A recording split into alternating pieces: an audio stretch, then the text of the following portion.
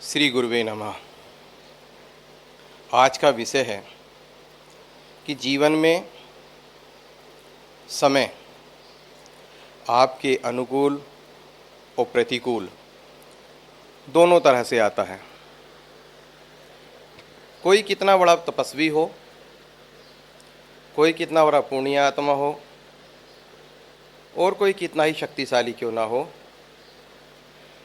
इस जीवन में ऐसा नहीं हो सकता कि सब कुछ आपके अनुकूल ही चलता रहे। जो गुरु सत्ता को मानने वाले हैं, गुरु सत्ता को पहले समझ लेना जरूरी है कि गुरु सत्ता का मतलब होता है साक्षात परमपिता परमेश्वर की सत्ता को मानना।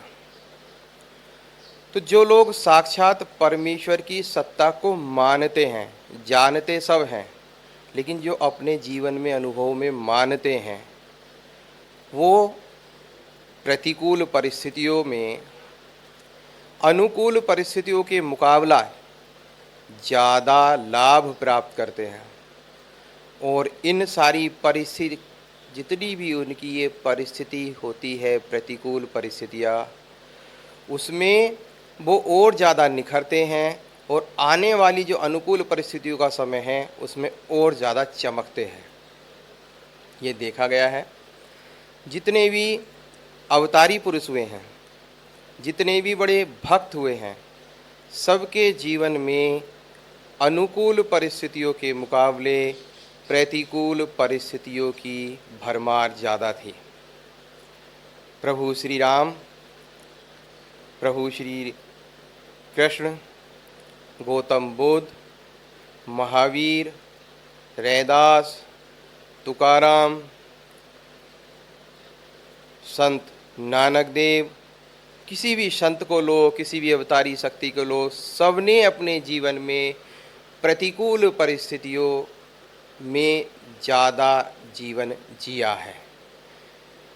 तो प्रतिकूल परिस्थितियों को जो लोग कष्ट मानते हैं, परेशानी मानते हैं और जाके इधर उधर गिड़गिड़ाते हैं, पंडितों के पास में, मौलवियों के पास में, फ़कीरों के पास में, मंदिरों में, मस्जिदों में, और अच्छे, ये तो फिर भी अच्छे कर्म हैं, वो बुरे कर्म करने से भी नहीं चूकते कि भाई उसके घर में तुम ये चीज़ ऐसे मंत्र पढ़ के डलवा दो, वो बर्बाद हो जाएगा, तुम सुख हो जाओगे। तुम उसके बच्चे को ये मंत्र पढ़ी हुई चीज़ खिला दो तो तुम सुख हो जाओगे, उसके बच्चे पे असर चला जाएगा। तुम एक काम करो कि तुम ये उसके नाम से ऐसा कर दो तो उसका दुख आपका सुख हो जाएगा। यहाँ तक भी नीच किस्म के लोग काम करते हैं। आजकल इस 21वीं सदी में भी लोग तांत्रिक क्रियाएं करते हैं, बच्चों को उठवा देते हैं, बच्चों की हत्या करते हैं, बच्चियों को उठवा देते हैं। ये सब तांत्रिक क्रियाएं भी इस अपनी प्रतिकूल परिस्थितियों को दूर कर अनुकूल परिस्थिति लाने के लिए लोगों द्वारा किए गए कुकृत्य होते हैं। तो इससे पता चलता है कि आदमी प्रतिकूल परिस्थिति से, यानी कि अपने जो खराब परिस्थितियां हैं या दुख वाली, संकट वाली परिस्थितियां, जिनको आप आम भाषा में हम लोग कहते हैं, बचने के लिए क्या क्या नहीं करते। लेकिन जब हमने अपने सद्गुरु भगवान से बात की तो उन्होंने कहा कि बेटा, ये जितनी भी प्रतिकूल परिस्थितियां हैं, ये ही जीवन का सार है, इन्हीं को ही सही रूप से प्रयोग करना है और यही आपको चमकाती हैं, इन्हीं से ही आप आगे बढ़ते हैं।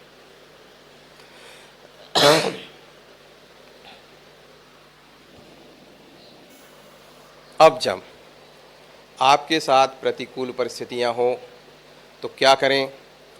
अब हमने गुरु महाराज से पूछा तो उन्होंने कहा यही सबसे अच्छा समय होता है, अपने आप को संसार से थोड़ा सा डीअटैच करो,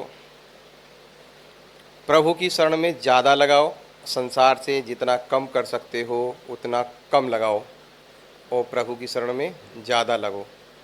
एकांतवास का सेवन करो, जो परमपिता परमेश्वर की मूरत, सूरत, नाम, ध्यान, जप, जो कुछ भी आपको अच्छा लगता हो उस ईश्वर का, उसको आप मनन करो, ध्यान करो, सुनो, जपो। और प्रातःकाल जो गुरु महाराज ने एक मंत्र दिया है जो बड़ा ही अचूक है कि प्रातःकाल 3 बजे से 5 बजे के समय को, चाहे आप 2:30 बजे क्यों ना सोए हों, 3 से 5 बजे के समय को सोते हुए मत खराब करो। 3 से 5 में वही अपने परमेश्वर के चरणों का, परमेश्वर के आशीर्वाद देते हुए हस्त मुद्रा का, मुस्कुराते हुए चेहरे का, कृपा का ध्यान करो। जो गुरु जी ने मंत्र दिया है या गुरु द्वारा आपको मंत्र नहीं मिला तो आपकी इस मंत्र पे श्रद्धा है, आपको भगवान का जो भी मन अच्छा लगता है, जो आपको माता जी का मंत्र अच्छा लगता है, माता जी की सूरत अच्छी लगती है, माता जी के चरण अच्छे लगते हैं, जिस भी रूप में आप भगवान को उसकी कल्पना और जाप और ध्यान करो। 3 से 5 के समय को बर्बाद मत करो। जहाँ भी आप हो उठो, कुल्ला करो, फ्रेश हो और तुरंत जहाँ बिस्तर है बैठ जाओ। नहाने की ज़रूरत नहीं, धोने की ज़रूरत नहीं, झाड़ू की ज़रूरत नहीं, कुछ नहीं। बस आपका शरीर आपको अच्छा लगे, मलमूत्र त्यागने का मन है, मलमूत्र त्याग दिया, कुल्ला कर लिया और आराम से बैठ गए। इसका इस तरह इस्तेमाल करो। दिन में श्रीमद् भागवत गीता, श्रीमद् भागवत को हिंदी, आपको हिंदी अच्छी लगती है, हिंदी संस्कृत में अच्छा लगता है, संस्कृत में ज़्यादा से ज़्यादा पढ़ो, गीता पाठ करो, श्रीमद् भागवत कथा पढ़ो, गीता पाठ करो। नहीं कर रहे, रामायण पढ़ो और रामायण के अर्थ को समझो, ना कि रामायण पढ़ ली और बस जय श्री राम मंगल भवन मंगलहारी। नो, आप उसे पढ़िए, उसके अर्थ को समझिए, कहिए राम ने किस तरह से अपना प्रतिकूल समय गुजारा देखिए। आप दुर्गा सप्तशती पढ़िए, ये नहीं सर मंगल मांगल ऐसे सर्वार्थ साधि गड़गड़ गड़गड़ गड़गड़ गड़गड़, ऐसा नहीं। पढ़िए, मंत्र पढ़िए और पीछे पढ़िए राक्षसों का नाश कैसे हुआ, माता ने शुंभ निशुंभ का मतलब क्या है, मधु कैटभ का मतलब क्या है। मधु कैटभ का मतलब है चापलूसी करने वाला व्यक्ति मधु, और कैटभ का मतलब है बुराई करने वाला व्यक्ति। आप चापलूसों से खुश ना हो, अगर किसी ने आपकी बढ़ाई कर दी आप फूल के कुप्पा ना हो। कैटभ बुराई करने वाला, किसी ने आपको डांट दिया, किसी ने आपको बुरा भला कह दिया तो आप समुद्र की तरह बह ना जाएं, ये मधु कैटभ का मतलब है। माता कहती है मधु कैटभ का नाश करो, मधु कैटभ विनाशिनी।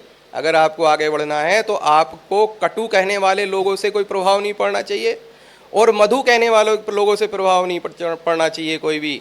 लेकिन हम पढ़ते हैं तो हमारे ग्रंथ संदेश देते हैं, हमें समझाते हैं कि हमें क्या करना है। तो